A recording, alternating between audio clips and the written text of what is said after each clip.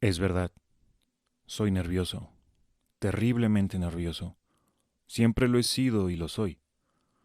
Pero ¿podría decirse que estoy loco? La enfermedad había agudizado mis sentidos. No los había destruido ni apagado. Sobre todo, tenía el sentido del oído agudo. Oía todo sobre el cielo y la tierra. Oía muchas cosas del infierno. Entonces, ¿cómo voy a estar loco? Escuchen y observen con qué tranquilidad, con qué cordura puedo contarles esta historia.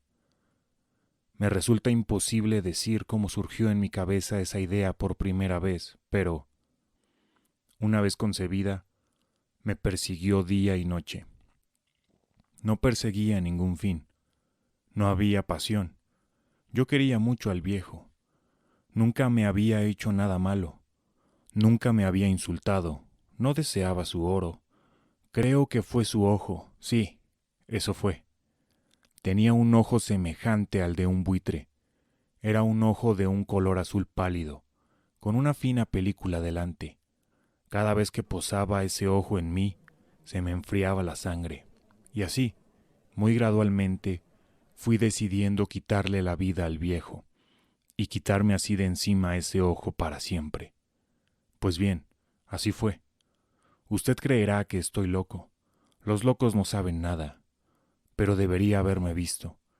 Debería usted haber visto con qué sabiduría procedí, con qué cuidado, con qué previsión, con qué disimulo me puse a trabajar. Nunca había sido tan amable con el viejo como la semana antes de matarlo, y cada noche, cerca de medianoche, yo hacía girar el picaporte de su puerta y la abría, con mucho cuidado, y después, cuando la había abierto suficiente para pasar la cabeza, levantaba una linterna cerrada, completamente cerrada, de modo que no se viera ninguna luz, y tras ella pasaba la cabeza. ¿Cómo se habría reído usted si hubiera visto con qué astucia pasaba la cabeza? La movía muy despacio, muy lentamente, para no molestar el sueño del viejo. Me llevaba una hora meter toda la cabeza por esa abertura hasta donde podía verlo dormir sobre su cama. ¡Ja! ¿Podría un loco actuar con tanta prudencia? Y luego, cuando mi cabeza estaba bien dentro de la habitación, abría la linterna con cautela, con mucho cuidado, porque las bisagras hacían ruido, hasta que un solo rayo de luz cayera sobre el ojo de buitre. Hice todo esto durante 7 largas noches, cada noche cerca de las 12, pero siempre encontraba el ojo cerrado y era imposible hacer el trabajo, ya que no era el viejo quien me irritaba, sino su ojo. Y cada mañana, cuando amanecía, iba con miedo a su habitación y le hablaba resueltamente, llamándole por su nombre con voz cordial y preguntándole cómo había pasado la noche. Por tanto, verá usted que tendría que haber sido un viejo muy astuto para sospechar cada noche que a las 12 yo iba a mirarlo mientras dormía. La octava noche fui más cuidadoso cuando abrí la puerta. El minutero de un reloj de pulsera se mueve más rápido de lo que se movía mi mano. Nunca antes había sentido el alcance de mi fuerza, de mi sagacidad. Casi no podía contener mis sentimientos de triunfo, al pensar que estaba abriendo la puerta poco a poco, y él ni soñaba con el secreto de mis acciones e ideas. Me reí entre dientes ante esa idea, y tal vez me oyó porque se movió en la cama. De repente, como sobresaltado, pensará usted que retrocedí, pero no fue así. Su habitación estaba tan negra como la noche más oscura, ya que él cerraba las persianas por miedo a que entraran ladrones. Entonces, sabía que no me vería abrir la puerta y seguí empujando suavemente, suavemente. Ya había introducido la cabeza y estaba para abrir la linterna cuando mi pulgar resbaló con el cierre metálico y el viejo se incorporó en la cama gritando: «¿Quién anda ahí?». Me quedé quieto y no dije nada. Durante una hora entera no moví ni un músculo, y mientras tanto no oí que volviera a acostarse en la cama. Aún estaba sentado, escuchando, como había hecho yo mismo noche tras noche, escuchando los relojes de la muerte en la pared. Oí de pronto un quejido, y supe que era el quejido del terror mortal, desde el primer débil sonido. Cuando se había vuelto en la cama, sus miedos habían crecido desde entonces. Había estado intentando imaginar que aquel ruido era inofensivo, pero no podía. Se había estado diciendo a sí mismo, no es más que el viento en la chimenea, no es más que un ratón que camina sobre el suelo, o no es más que un grillo que chirrió una sola vez. Sí, había tratado de convencerse de estas suposiciones, pero era en vano, todo en vano, ya que la muerte, al acercársele, se había deslizado furtiva y envolvía a su víctima, y era la fúnebre influencia de aquella imperceptible sombra a la que le movía a sentir, aunque no veía ni oía, a sentir la presencia dentro de la habitación.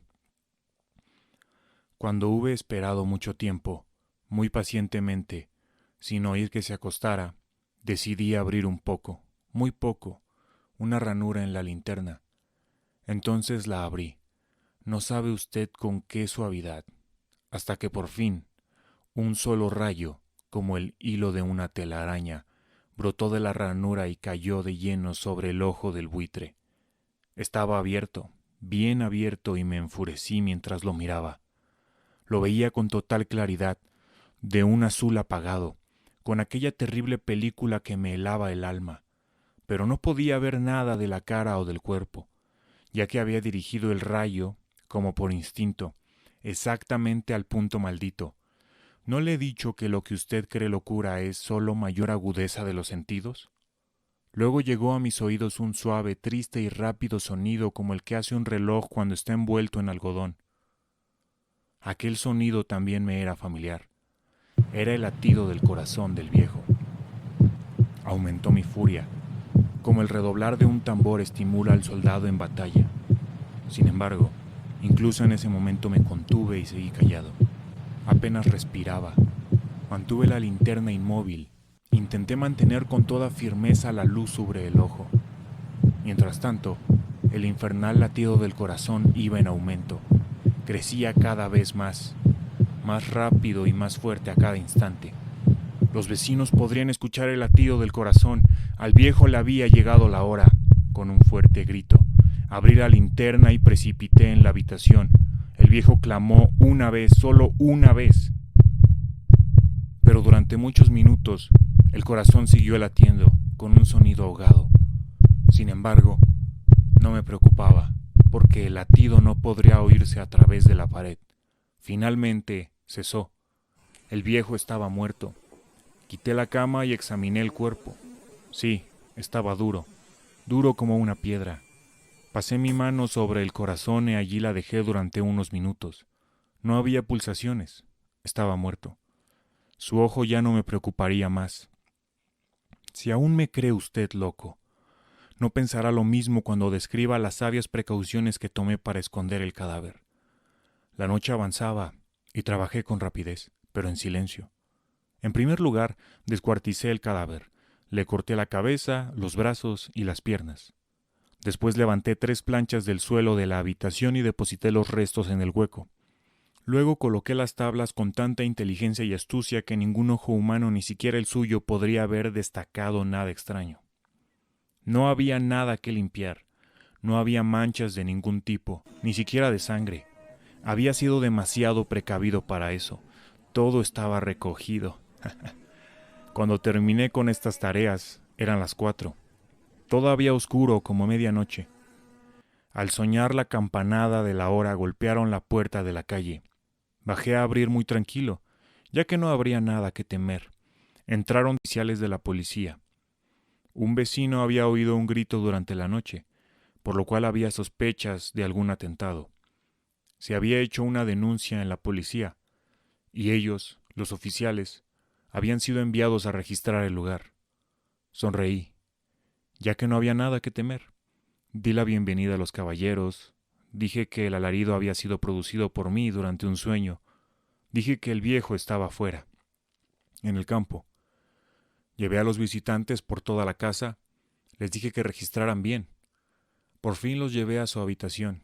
Les enseñé sus tesoros, seguros e intactos. En el entusiasmo de mi confianza, llevé sillas al cuarto y les dije que descansaran allí mientras yo, con la salvaje audacia que me daba mi triunfo perfecto, colocaba mi silla sobre el mismo lugar donde reposaba el cadáver de la víctima. Los oficiales se mostraron satisfechos. Mi forma de proceder los había convencido. Yo me sentía especialmente cómodo. Se sentaron y hablaron de cosas comunes mientras yo les contestaba muy animado.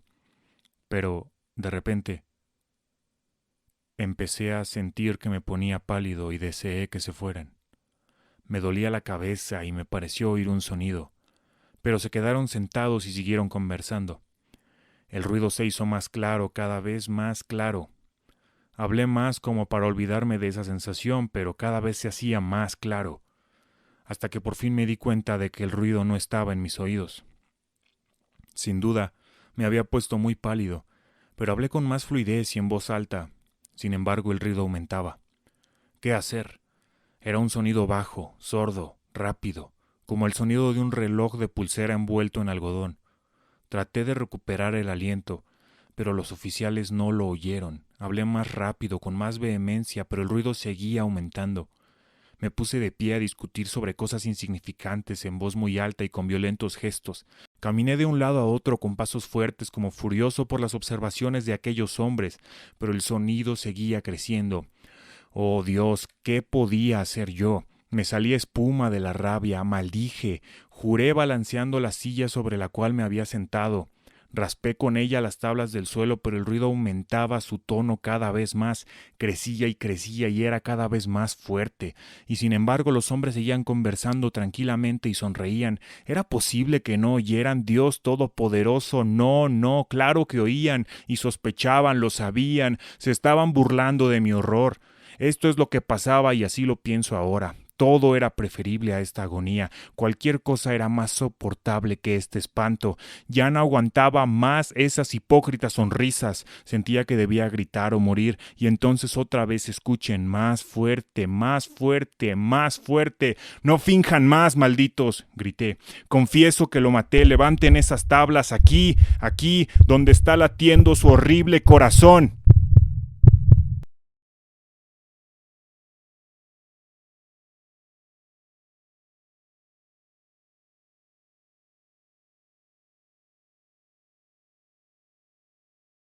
Sí, es que no puedo hacer tan increíble. Sin sonreír, sin sonreír. Ya, 11, güey. Pero si es tu casa. Le dije, oye, güey, vamos a filmar. Ah, sí, ¿dónde te vamos? Voy a tu casa. ¿Y quieres o no?